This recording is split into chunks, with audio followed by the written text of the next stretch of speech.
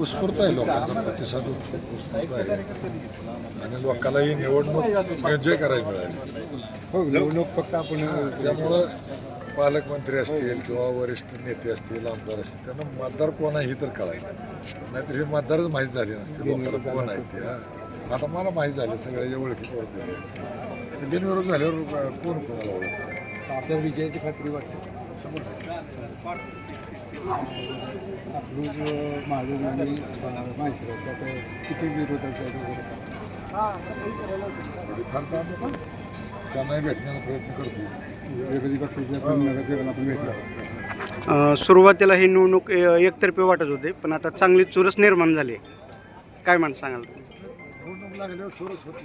जोपर्यंत लागत नाही तोपर्यंत एकतर्फी वाढते. ज्या वेळेला निवडणूक लागते त्यावेळेला सुरू होतं. आपल्याला विजयाची खात्री एवढं. मतदारांना काय आव्हान कराल? मतदारांनी कुठलंही टेन्शन घेऊ नये. कुठल्या तरी अफवा उठवल्या जातात त्याच्याकडे लक्ष न देता निर्भयपणे मतदारांनी कुठल्याही दबावाला बळी न पडता मतदान.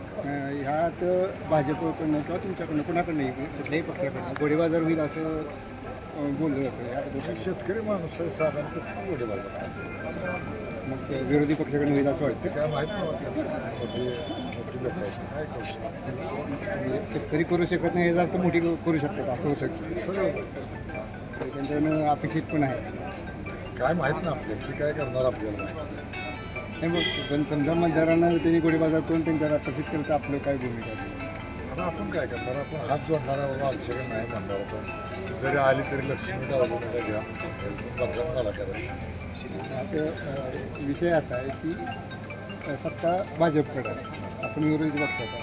मग एक नगरसेवक म्हणून त्यांनी जर असा विचार केला की आज आपल्याला पैसे पण मिळतात आणि परत सत्तेत पण काही हे वेळ त्यामुळे आपल्याला काही थोडा आपल्या मतदारसंघासाठी निधी पण मिळेल असं जर प्रत्येकाला मतदारसंघाला 30-30 लाखाचं 50 लाखाचं आसपास 600 लोकांचे पैसे किती झाले? तेवढं बजेट आहे का सोलापूर जिल्ह्यात?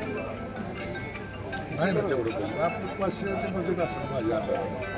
मला काय आपलं बजेटपेक्षा जास्त आम्ही 500च्या आसपास असायचं. आता हे 1800 कोटी घेणार. इलेक्शनमध्ये काय होईल म्हणलं जातं. तसं नाही.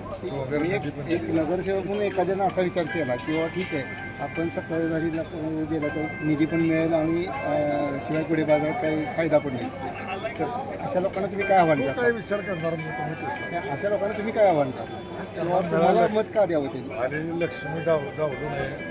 मी एक जिल्हा परिषद म्हणजे ह्या स्थानिक स्वराज्य संस्थेत जवळजवळ 92% काम करतो. मला या कामाचा अनुभव आहे आणि त्याचा फायदा निश्चित होईल. आणि मी 24 तास मोकळा असणारा माणूस आहे. मला काही काम धंदा उद्योग आहे, शेती घरची बघते. त्यामुळे तुम्ही कधी एक फोन केला तर मी कुठल्याही गोष्टीला हजर राहणार माणूस. 1998चं पुनरावृत्ती होईल असं वाटतंय का? आता सगळेच म्हणते, आता मी नाही, बऱ्याच जणांचं मत आहे होऊ शकतं.